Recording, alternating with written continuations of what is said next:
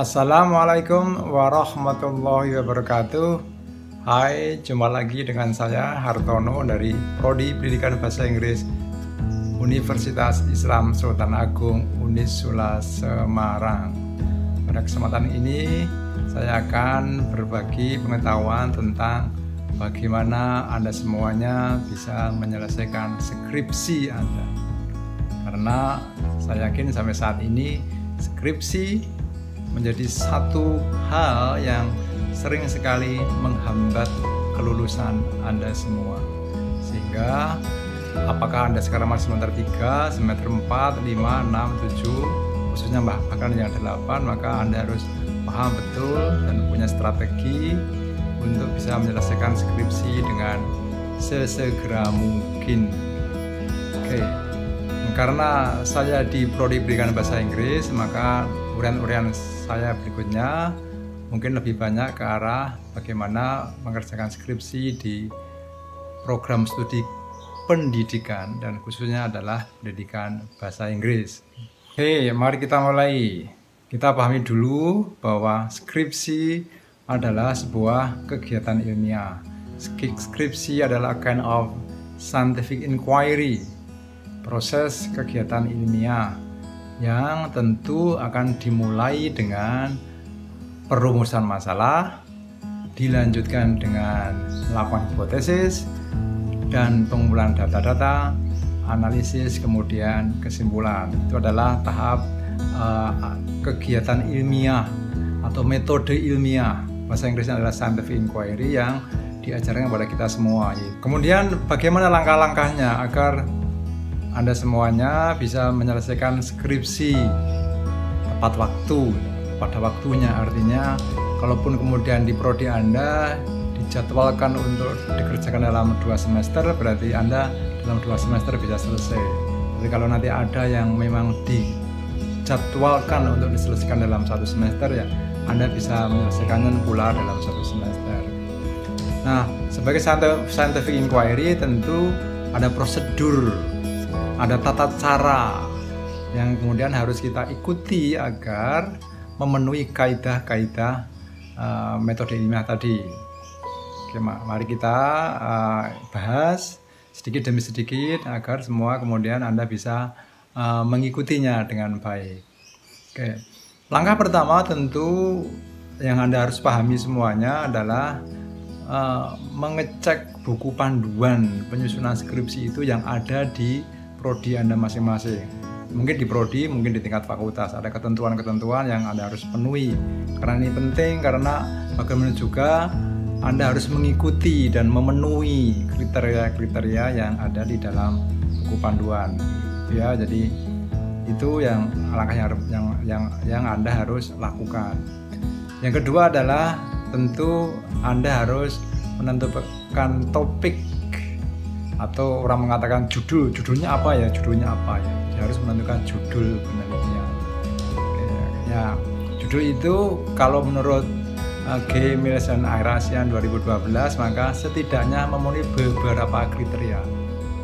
Kriteria itu yang pertama adalah nomor 1, judul Anda harus menarik. Mengapa menarik? Karena menarik itu artinya adalah Anda akan bersemangat karena Anda tertarik melakukannya. Yang kedua, karena menarik, maka dari aspek eksternalnya adalah orang akan tertarik juga dan akan ikut membaca.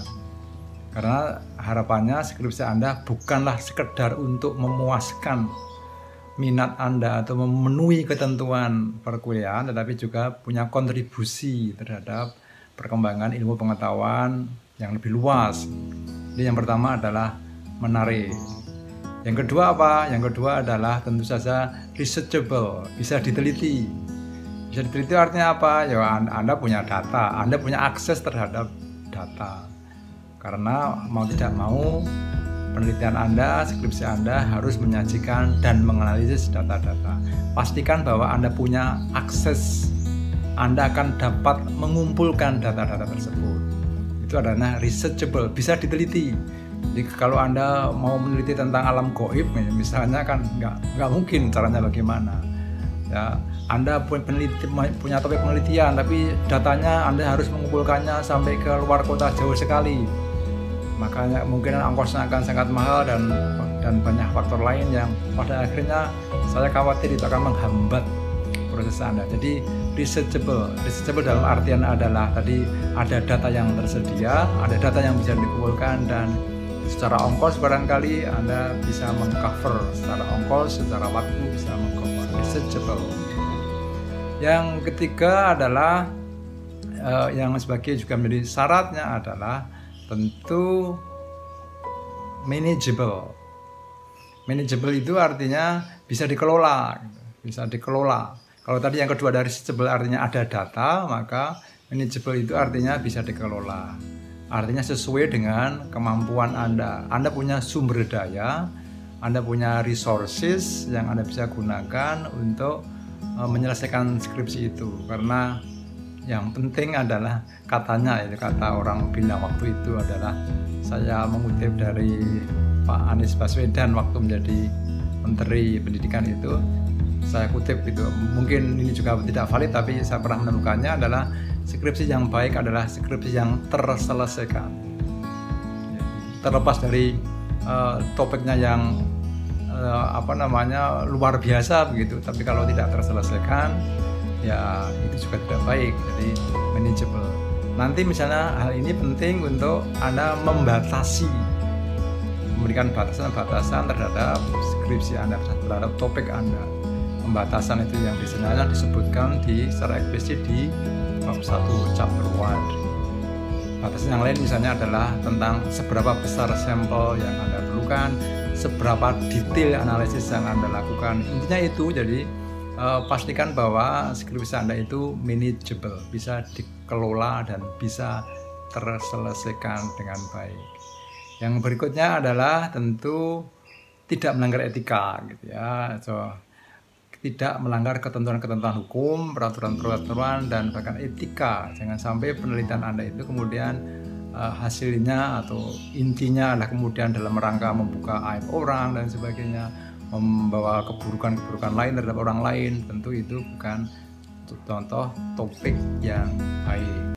Satu lagi, ciri atau karakteristik topik skripsi yang baik adalah punya manfaat atau punya significance. In the language we say significant, punya kemanfaatan, ada kebermanfaatan topik Anda, penelitian Anda. Nah, itu nanti bisa bermacam-macam, karena biasanya Anda akan menyebutkan punya theoretical significance, gitu, kemanfaatan teoritis, kemudian pedagogical kalau Anda di pendidikan, kemudian pedagogical significance, kemanfaatan pedagogis, dan juga practical significance atau pemanfaatan praktis.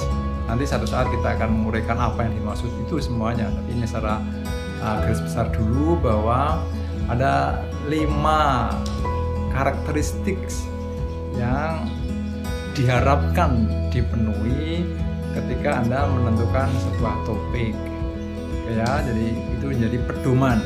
Artinya apa? Anda sebisa mungkin harus mempertimbangkan, memikirkan judul atau topik yang Anda ajukan untuk skripsi Anda dengan ke-5 aspek itu. Saya pikir ethical mungkin tidak ya, karena akhirnya Anda tidak ada kesempatan untuk melanggar etika. Bukan judulnya aja, bukan plagiasinya, etika itu. Oke. Ya, berikutnya saya masuk sedikit lagi tentang bagaimana Anda semuanya bisa mendapatkan topik skripsi Anda atau topik penelitian Anda. Ya, karena seringkali ini perlu waktu yang lama bagi para mahasiswa, ada masa-masa kebingungan yang terkadang berlama-lama to decide what topic is going to be researched. Ya, jadi secara garis besar ada beberapa sumber untuk bisa Anda rujuk, bisa Anda ambil untuk menemukan topik. Yang pertama adalah tentu saja dari teori.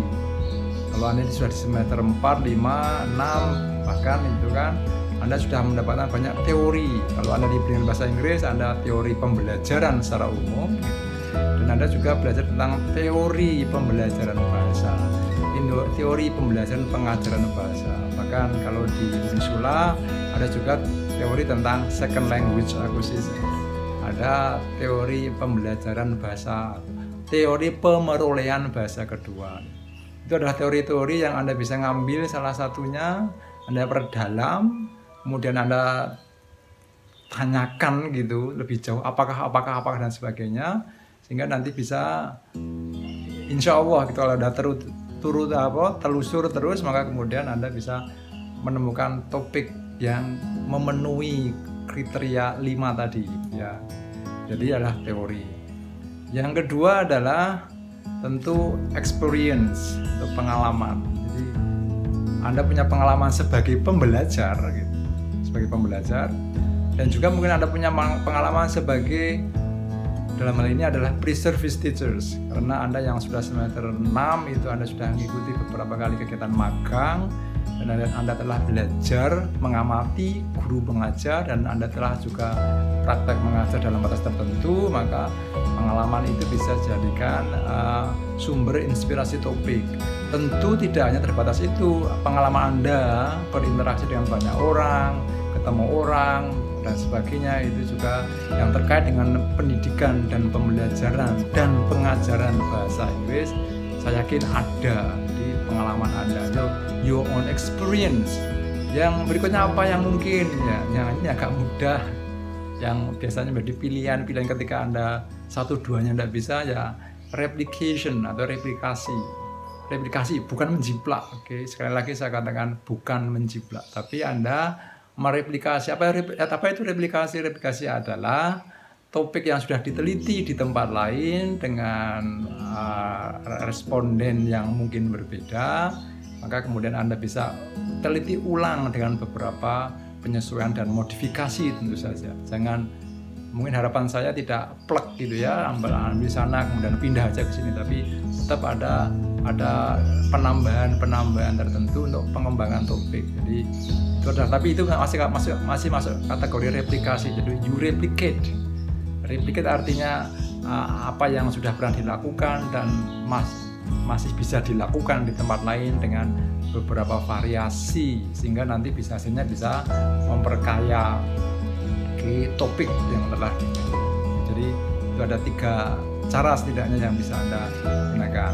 Oke, begini dulu pada pertemuan kali ini tentang skripsi. Insya Allah nanti akan ada video-video berikutnya yang membahas lebih detail tentang skripsi, dan kami sangat berharap bahwa Anda mulai sekarang sudah mulai memikirkan topik-topik yang nanti ya mungkin opsi 1-2 topik yang kemudian Anda pikirkan, Anda perkaya pemikiran Anda, kemudian Anda putuskan untuk menjadi topik skripsi Anda. Dan jangan lupa bahwa Anda punya dosen pembimbing, supervisor atau advisor, dan please Anda gunakan kesempatannya untuk berkonsultasi dengan sebaik-baiknya. Demikian dari saya, dari Hartono, Prodi Pendidikan Bahasa Inggris Unisula. Jika Anda, saudara Anda, teman-teman Anda berminat untuk belajar bahasa Inggris dan untuk kuliah di pendidikan bahasa Inggris, Anda bisa bergabung dengan Prodi Pendidikan Bahasa Inggris Universitas Islam Sultan Agung dengan menghubungi nomor berikut. Wabillahi taufiq wal hidayah. Wassalamualaikum warahmatullahi wabarakatuh.